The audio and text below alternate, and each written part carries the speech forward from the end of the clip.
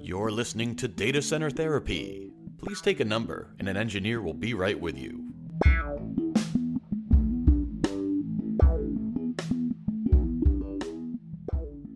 Welcome back, everybody, to yet another episode of Data Center Therapy, a podcast from ESXi Consulting that talks all things IT with a healthy dose of empathy.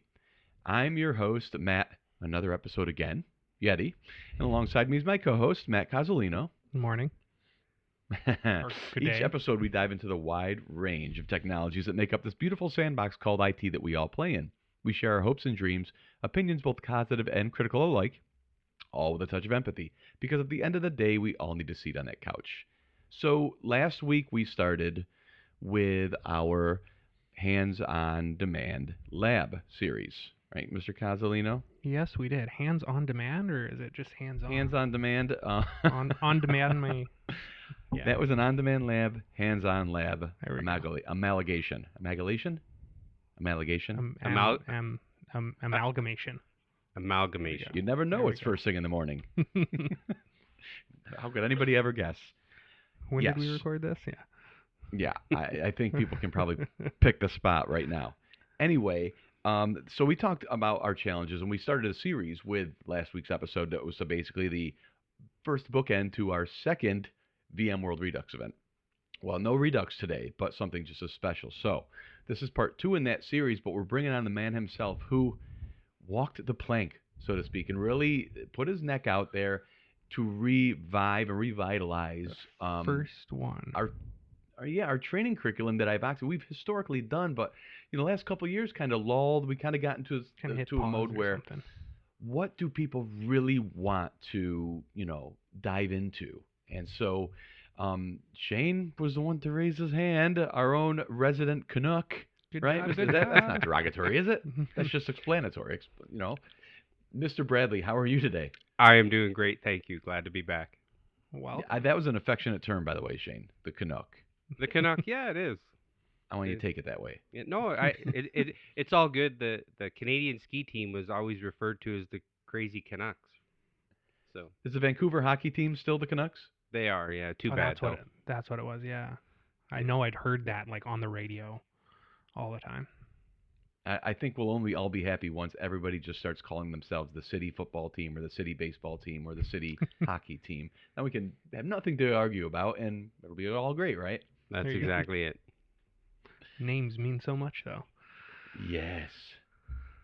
Well, Shane, thank you for, way back, thank you for taking on the first batter up, basically, leadoff hitter to the refresh of our labs, but you were not only instrumental and obviously completely centrally key to teaching the class, obviously, but setting up the requirements and helping us, Kaz and I, as more or less architects of the lab, to know what does this thing look like? Because we could sit there and build a lab and run with it and say, we think this should be this, and you're over there saying, wait, this is not what I need. So it was an effort and big time collaboration to kind of level on the same page. Yeah, it was. I got to throw a lot out to you and Matt for helping build the lab. I think we got to give some credit to Alec for providing input on previous courses and stuff that I've actually put on. So good that way. And of course, Eric for opening up the purse strings and revitalizing the lab. Yeah, it was cool. I mean, purse strings is a good point, right? I was nervous at first because as an ops guy at heart, I always treated every dollar my companies that I work for spent as my money. So I have a tendency.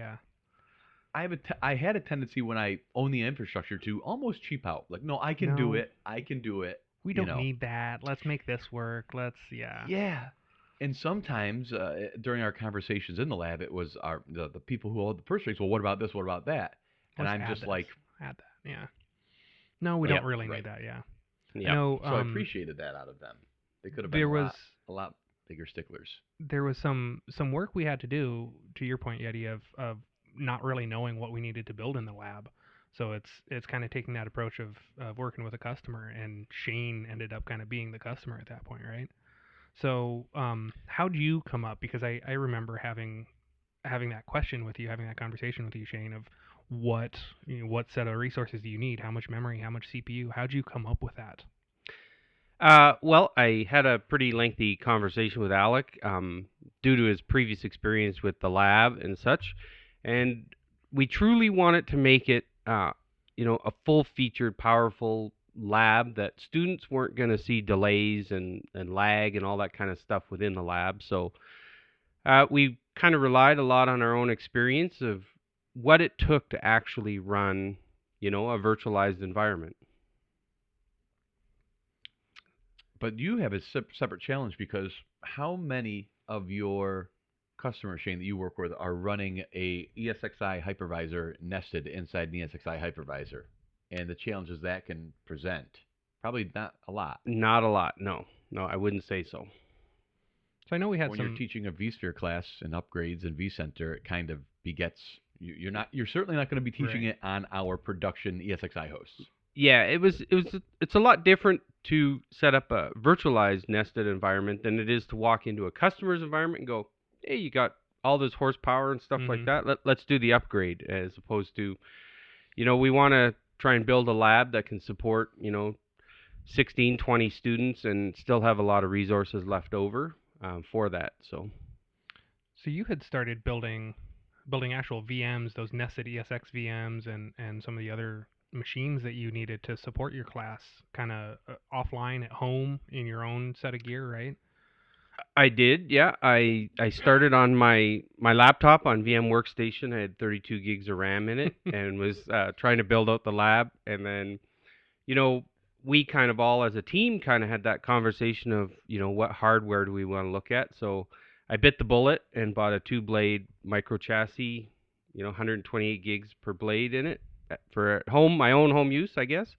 And that worked out great building up the lab. And then, we kind of set these are the resources that we want for our VMs, and then took it back to, the powers that be at Ivoxy and said, you need to buy all this equipment for us to make the lab work. And lo and behold, that's where we are today. So it kind of fit. I remember doing that. How much memory do you need? And then times what, 20 times 16 plus a Yeah. plus a couple of percent. And yeah, we made it. Yep. Yeah, and it worked out good because we wanted to kind of have roughly resources for up to 20 students. One of the classes we had that was 16 people in it, and thankfully Mr. Yeti here kind of provisioned a full 20 pods. We kind of had them all up and running to make sure that we could support that. And then, if a student kind of blew up their portion of the lab, we could just reassign one of the other pods to them, and that worked out Have really some well backups too. there. Yeah, absolutely. But it was surprising because I think we've all been spoiled by the march towards denser cores and denser RAM configurations. And a typical workload of VM, you could chip away with a lot of pretty robustly configured virtual machines and still, have plenty of headroom left over. We see that in our customers' environments too. They've built in that capacity. When you're spinning up a lab environment times 20, and that lab environment is, I don't know, 512 megs of RAM, or maybe not that high. Sorry, um, something like 128 gigs of RAM, let's say, right, between all 6 VMs or something like that.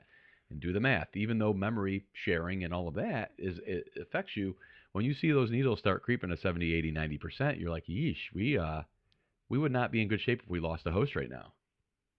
Yeah, exactly. I think when we built out, each pod was 60 gigs of RAM. It worked out to be, I think.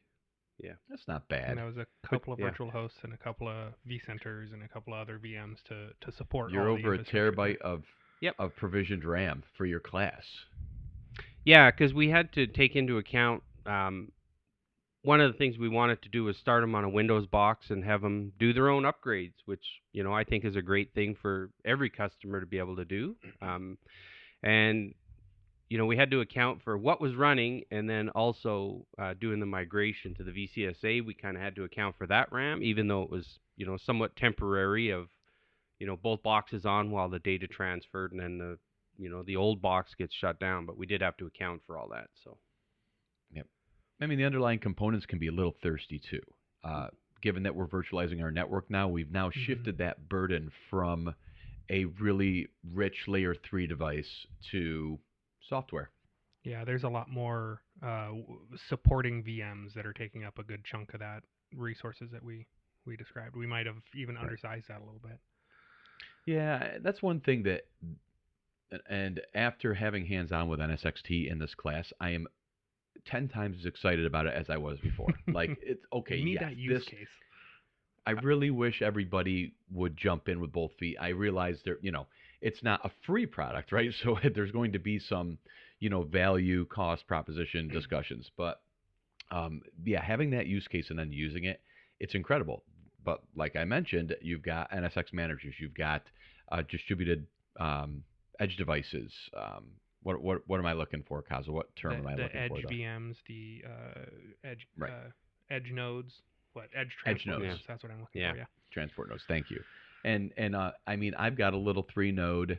I've got a fourth super micro box too that's got more RAM, but I got a 3 node, 32 gigs each NUC cluster.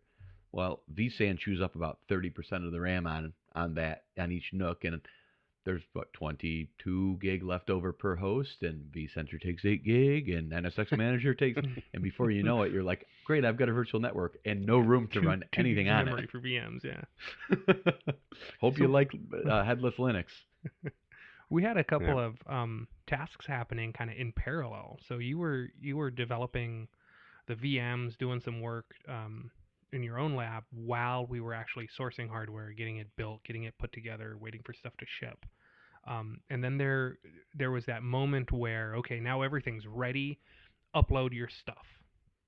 And Yep. I feel like you had to go through, you built this thing and then uploaded it and had to basically redo all of it now that you've got this other set of hardware there. What was that process like for you? Wasn't too bad, because building an ESXi host isn't, all that difficult. So we kind of did that. One of the big things that we wanted to do was um, make sure that we could mimic exactly what we had in the student environment or the training environment, I guess is probably a better way to put it, as to what somebody could actually do in their own environment. So with it being nested, we wanted to make sure that we gave, I believe it was 8 virtual NICs to every host, just so Yeah. they could segregate their traffic, which they should be doing anyway. But we didn't want to just go, yeah, here's two VNICs and you can run everything on here. We actually wanted to make it as realistic as possible for what people could be doing in their own test environments. And there's no reason that a nested environment can't look like your, somewhat production environment today. So that's really what the goal was to aim for. But then we had challenges with VLAN sub tagging, right, Matt? Yeah, so the whole pod is running on NSX. So Shane, you just mentioned that we had 8 network adapters presented, and I know it's been a while since I've worked on a physical ESX server with 8, 10 network adapters. That was back when it That's was when you're still at 1 gig that was typically. 1 gig, and here's my iSCSI network, here's my this network. Yep. So yeah, we did have some growing pains, which as we're getting ready for our next class here, we've addressed those with some of the scripting tools and being able to do that. So we've actually had to wait for versions to roll forward. But that's why we ended up with those 8 adapters. There was some what else? There was some MAC address stuff with ESX that was kind of fun too. Yes, there For a was. while, Yes. we were show stopped on trying to go with like let's talk about what a 2 network with trunk ports with VLAN tags looks like nested, and I think we were running into issues there, right? Yeah, so specifically what it was because we were deploying everything with Terraform, we Yep. needed to be able to set the value to say allow VLAN tags on this overlay segment. And we couldn't because the Terraform provider didn't have it. The I went NSX so far as provider to for Terraform. I found it in the next version as they were ready to release it, and it's there, it's ready. We just need that next version, right? Yep. Yeah. So So is that something that we could have pulled that down and built our own provider or our own fork of the provider if we really wanted to, right? Yeah, I guess. I mean, fever dream all the way. Don't get me wrong. I'm not. Yeah, that gets kind of deep into the weeds there. That I'm not ready to go that far. Yeah, My I boots hope you aren't like that tall. dog food because you're eating your own.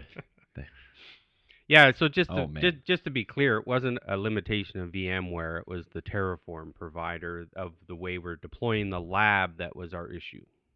Right. So the other solution would have been go touch physically through the GUI each one of those segments and set the value that we needed. So it was there. We just couldn't set it through the script that we're using to provide. Yeah, exactly. Can I make a I'm going to make a judgment call here, and you can say if you think I'm right or you think I'm wrong. I'm all right with that.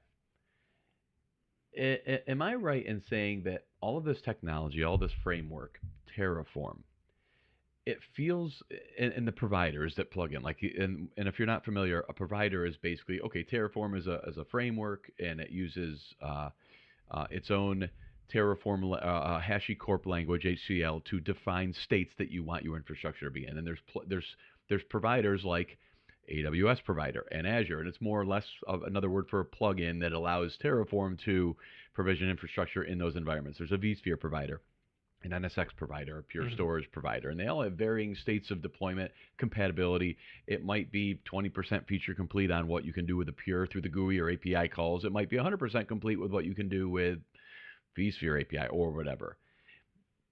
They all feel very much like very targeted, not all. Certainly the cloud hyperscalers are going to have an awful lot of support and use. But you start to venture off that very worn path down the middle of the fairway, and I feel like how many people are really doing this outside of us right now? Like, I hear this, this is the greatest thing ever, this and that, and it feels like about 6 people on the planet might be doing it, and one might be still on the internet talking Sometimes you about see it. the same 3 or 4 people on the blog posts or the forums asking about questions. Yeah, that's definitely the case. And that's not, I mean, that's a judgment, but it's not a cut. It's not meant to be a shot at it. It's just, you feel like this very well may be the future in a lot of ways. But I almost feel like we're Lewis and Clark out here or right behind the pole position. And there's not a ton of it out there just yet. There's a ton of talk about it. Not a ton of it out there just yet. There's a bit of a disconnect. So Terraform does the core orchestration of everything, and AWS runs the compute side and has the APIs, and someone needs to write that provider that plugs into Terraform to talk to AWS or Terraform vCenter or the myriad NSX of different automation tools too. So they're marching their Terraform's one portion way. forward, and AWS is marching their stuff forward, and someone has to manage that piece in the center. And my understanding is that it's AWS is managing their provider plugin, VMware and the NSX team is managing their NSX plugin. So, but you get a little bit off the side of the road there, and who's managing it? Matt Cozzolino as a pet project. Yeah, then you go look at the code. You go look at those things, and there's one person up in Vancouver that's got 700 commits over the last 3 weeks. And if you're not staying on top of it, AWS marches forward. Yep. Or whatever. Yeah. Like, they're not waiting on you. So it's, again, I think that goes in one direction, though, too. I think it gets more popular. I think you get more people on the teams, more people involved in using the products and using that method of accessing the products. And it gets more support. Point. Yeah. Right. But I there were a lot of times where I'm reading the docs. I'm like, this should work. Is anybody else having this problem? Is anybody else out there? Even there. So I know we had some reconfiguring around the network to do. I think we went back and forth around local storage presented to the ESX host versus you actually went so far as to build a virtual storage array that we virtualized as well. Yeah, you bet. So we utilized essentially free NAS, so we could do multi-protocol with iSCSI NFS on it. We did have that conversation. I do recall that do we want to expose our physical array to each student so they could kind of start building their own LUNs and stuff, and we kind of decided against that. So that's why we went with the free NAS. It provided what they needed, and they could do storage vMotions and move stuff to NFS, iSCSI, all that. So it was good from that perspective in the lab that everybody's isolated and not beating each other up. I set up TrueNAS, Shane, which I believe is the new version of FreeNAS. I think they're a company. They bought FreeNAS. They still have a free product, but it's moving to this TrueNAS platform. I was exploring that as well, and it looks like they're getting into the actual storage vendor hardware. You're buying an array from us game on the commercial side. So I mean, from a home labber, I have got no interest in that, right? So, but at home, I have the aforementioned Supermicro box with an SSD in it. that also participates in that 4-node vSAN cluster. And so we were talking on a couple episodes ago how I got the little Raspberry Pi ARM, and I got ESXi running on it, and I was building up my video camera distribution, but I didn't want to use their hardware, blah blah blah. So I got it working right, but I said, okay, I don't have any storage on this Pi, so right now I was using my Synology NFS share. Well, that's 8 SATA drives. And I'm like, if I ever want to put any I/O down this thing, not only am I going to have horrific performance, I'm going to tank everything else on this Synology array, not meant for VM traffic, obviously. So I'm like, ooh, I've got that nice 4-node vSAN cluster with like 6 terabytes of was accelerated hybrid space. Great. I'll just hook up I'll just present an iSCSI data store out to my Raspberry Pi ESXi host. No, you won't. Did you know this? No. They do not allow you. So vSAN has an iSCSI target service. So vSAN can say, hey, SQL, here's an iSCSI LUN, so you can do your clustering and all that fun stuff without VMDKs, files. Fine, whatever. Nope. It will not allow an ESXi host to be a client, to be an initiator for that service. No? It's meant to get around. It's meant to prevent you from getting around the licensing of it, from what I understand. But I'm like, man, how am I going to... That sucks. Like, is there a hack around it? Nope. So I ended up spinning up a TrueNAS VM that's VMDK files lived on vSAN. And is obviously inception all the way distributed. Down, right? And then it presented a LUN out on a VM network, and then that VM was on the same network, and I attached to the LUN that way. So the storage and all of TrueNAS still lives on vSAN, but so I kind of aped your idea on that, Shane. Yeah. Thank you. Yeah, no, I'll even point out that iVoxy wants to kind of keep ahead of the curve. I think obviously you guys have proved that with Terraform, but if TrueNAS is the replacement for FreeNAS, chances are we're probably going to look at it and try and incorporate it into the lab to give our educational classes the best possible experience that we can.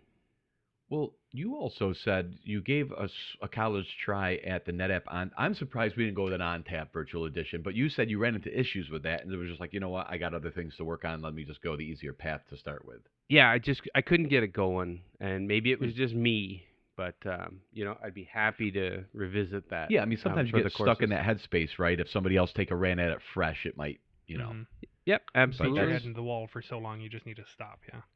Yep. But I like it too because at first it can be frustrating if you just started iVoxy and you're like, what the heck? But after a while you realize it's a benefit and a virtue of ours that we don't have one way of doing things at iVoxy. And it's not that we're scatterbrained. It's not that we don't have standards or best practices, because we do. We share a lot of the same best practices. But in IT, there's a lot of ways to skin a cat, right? Or at least more than one. And I like it that we're not boxed in that this is the way we do it. When we have a project, we have knowledge transfer calls, we have internal meetings and discussions over the best way to approach certain things. That does not always go down the same path for a similar project, which I think is pretty cool because we always defer to the situation. And I personally, and I'm guessing you guys would agree, but might approach it differently, I always defer to the what are we trying to accomplish here question. I go back to that, our base, because a lot of times it's easy to get into the weeds with, ooh, fancy knob. Well, okay, you potentially could introduce issues with that. What are we trying to accomplish with this? And if it's to scratch a nerdy itch, I get it. As long as you admit it to yourself too, Mr. Customer, and understand the pitfalls that could go along with that, that's fine. But if we're trying to create a completely stable environment, I will caution against going down that road because there's not a lot of benefit outside of that nerd bug. So I do like that there are more than one way to skin a cat and that we all kind of have that freedom to go down those roads as we see fit. Yeah, I'd even add to that. Like when we built the lab, we tried to build it like we were going to have to use it on a daily basis too, right? So there's nothing worse than kind of just throwing something in there and go, I just want to swear at this thing today, So Well, the what you just said rings true, Shane. We have operation workloads to run on there, and if that's Yep. nothing more than NSX Manager and our backup and just things that need to operate a domain controller that really the classes depend on, but they don't depend on the classes, right? So they always need to be running. Um, NSX-T, I would say, is the one largest component that's enabled us to truly isolate. And if NSX and all of it, all the components, and Kazo could probably shake his head and say, can't happen, wouldn't happen, bad design. But let's just say NSX No, decides it's to still go. terrifying. It can be, right? But Yeah. let's just say NSX says, as a whole, guys, pack it up. We're out of here. I'm taking a break. I'll be back later. Yeah. yeah. Right. Would the lab still now not the class, right? But would the lab and the underlying lab infrastructure would still be humming along, correct? Like the VMs running? Yeah. Well, I mean, yeah, they'd be running, but no one could talk to them. No, that's not true. Domain controller's not running on an NSX segment, is it? Oh, not the pods, but all of the infrastructure that's supporting I mean, it. forget the classes itself would go, but Right, the okay. class could that building could fall without knocking into Right. Right. the So core yes, of the lab. yes, the way we designed it was so that every everything management operationally runs on your traditional set of equipment. So we've got layer 3 switches, we've got the firewall, we've got everything comes in that way through the hardware that needs to be there anyway. And Yep. then all of the class stuff is kind of over off the side using And some routing. that's not Yeah. to say we couldn't have set it all up on NSXT segments. It's just a matter of we're leveraging NSXT to create that flexibility, that scriptability, and our domain controllers, they're not a repeated task. They're staying there. Right. I mean, even the VMware validated designs and whatnot recommend that the vCenter, your management stuff, Active Directory, DNS, all of that sits over in its management cluster, and it's supported by bare metal and network equipment, and it's not virtualized as we'd get into the like deploying these pods would be. So we still kind of took that approach. If you look at the designs, they'd say build your own 3-node, 4-node ESX cluster just for management stuff. So we're kind of a hybrid of that, where some of the network adapters are physically ran off of the network with just VLAN tags, as we've been doing for forever. And then here's this other set of stuff where, in parallel on the same set of gear, we're just we're building it all software-wise, and then we're sharing CPU, sharing memory. Yeah, correct me if I'm wrong, Cause. One of the main drivers for NSX-T was each of the pods all use the same IP scheme, as opposed to all of our management stuff is unique from that perspective. Right. So that was one of the things we were looking at when we were doing design. We all kind of said, yes, let's not have our classes run where here's your lab guide, and you read through it and you find that X and you replace your lab number with X, or you replace X with your lab number to get to your stuff. We didn't want to have to do that. So everyone gets the same copy of the lab guide. The addressing is exactly the same. The names are exactly the same. So to facilitate that, yeah, we did have to lean on some networking pieces. There was an aha moment for me when I went, ooh, that's how we can make that happen. Yeah, and credit to you on that, Kaz, because you're the one who kind of shuffled through the NSX swamp to learn it and learn how we needed to do it. We knew what we wanted to do, but okay, how do I get there? I got that my was unicorn all you. floaty. I'm floating around in that swamp right now. That's right. Yeah. Well, it's awesome. It's Masters Week, so I'll give you this. There we go. It's the golf clap. Yeah. We see him approaching the NSX-T transport node. Wait. He's gone ahead and missed it. He's missed the configuration. Before we wrap it up, Shane, you said you had a little bit of a funny story, and we had you hold off. Now I'm anxious to hear it, but would you mind sharing? Give us a setup here. What we got? I will. I just want to add one other thing about our discussion is really, I think one of the differentiators that Ivoxy aimed for when we built this lab was normally when you take a class from somebody, Thursday or Friday afternoon at 5 p.m., the lab's burnt down.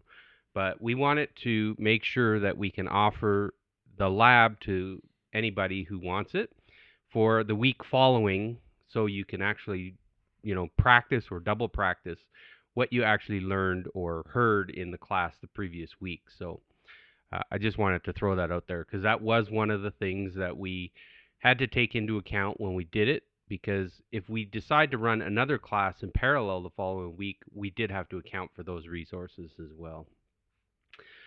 Yeah, and I think ideally we want to run simultaneous classes, and from a resource standpoint and the cost associated with that, the justification is if we're running two classes simultaneously, the revenue generated can cover the cost of the increased lab capacity. Yeah. And I feel comfortable we could do it anyway. I mean, from a storage standpoint, Pure is he's bored back there. Yeah. I feel bad. From the storage point of view, yeah. Yeah. So I've been Yep. to that point. I've been working with Keith on getting his lab spun up, and he's Yeah. doing some network stuff. Shane, we went light to get your class compared to what Keith needs to get that virtual environment up for the routers and whatnot. Really? Those are some big VMs, yeah. Wow. Yeah. You don't think about it when you're virtualizing networking, right? But in those switches, they're not like that money goes towards resources, and it's not your CPU, there's traditional memory in there, yeah. Yeah. right. Absolutely. Right. Well, they're typically like custom ASICs. So when you translate that to a generic, x86 platform and then memory in that point, and forget your buffers, they'll have to live in RAM. Yep. So okay, so how big is a Keith pod? So Shane's pod is 60 gig for one. What's a Keith pod? How big is a Keith pod? Here, hang on one sec. We went small. We toned it down. To the GNS3 server has 4 CPUs and 32 gigs of memory. And how many of them are there? That's one server. That's one GNS server per pod. And then 3 more. There's Ansible, there's a Ansible tower, and then I think a workstation machine. So those are all like 2 and 4. But we brought it down to 32 gigs and down to 4 CPUs. And now we're kind of at that question of, do we need some more? Do we need some less? Is the performance of this environment acceptable? Or is it okay to have a little longer of a boot time? Because that boot storm, not just the VMs, but the virtualized environment, those virtual routers, those virtual switches, booting all of those up, that's going to take a little longer when we've gone down.